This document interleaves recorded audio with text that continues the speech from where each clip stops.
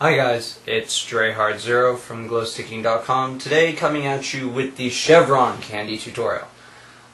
This tutorial has been requested actually quite a bit from me for about like 2 or 3 months. The Chevron is pretty much like the flying V pattern, and a picture of it is right here. Now with the Chevron tutorial, it bases exactly off of the diagonal stripe multi-cuff, because it's pretty much a diagonal going one way and then it goes another way, and I'll show you that during this tutorial. I'm going to show you the first part with the diagonal cuff, just setting it up, and then go through until we get to where it changes direction. Alright, see you in a little bit. Okay guys, sorry if this is a bit too much light. It's like 1 o'clock in the morning and I'm recording this, so I have like 3 lamps all around my work area. Normally, like from this cuff, this was about the length from my fingertips, pinching it, rolling it all the way out to my shoulder. I'm doing twice as much, so I'm going to expect it to be twice as big, which means at about 4 or 5 beads up, it's going to cut back.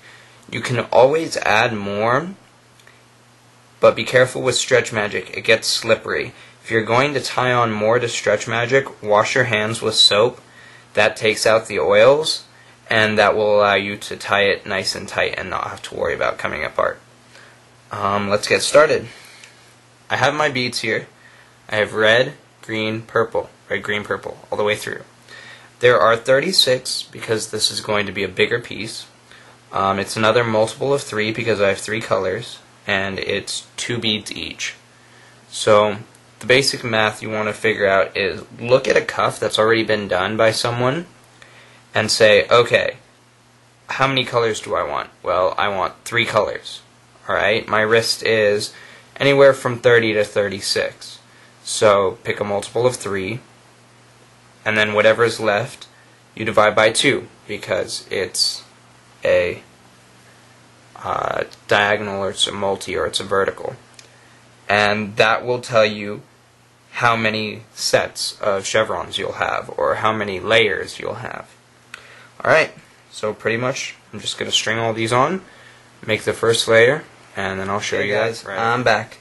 So I've strung on the first set, and then I'm just going to tie it off like a normal single.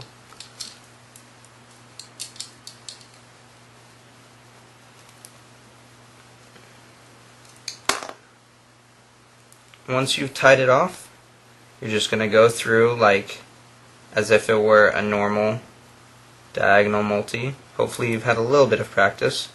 If not, that's fine. The same pattern will apply though as the diagonal multi.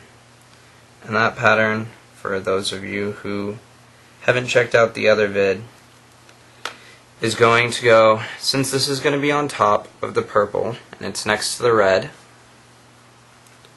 since the string comes out right above it, right here, I'm going to put a red on here, because back here the green will push this red down, it'll make this middle, and then a red will be on top here. Thread it through the purple, put a purple on top of this green, thread it under this green, put a green on top of the red. Goes all the way around. I'll show you when I'm a couple layers into it. This is what we have here. It's the normal diagonal cuff.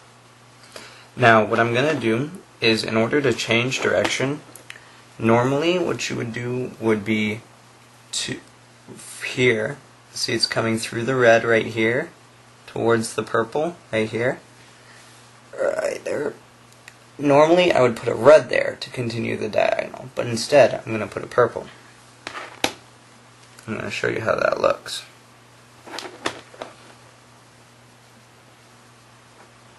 Just like this. So, can you see how it changes direction? Let me show you with the green.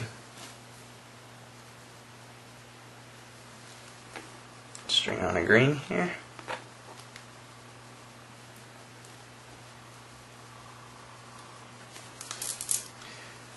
And voila.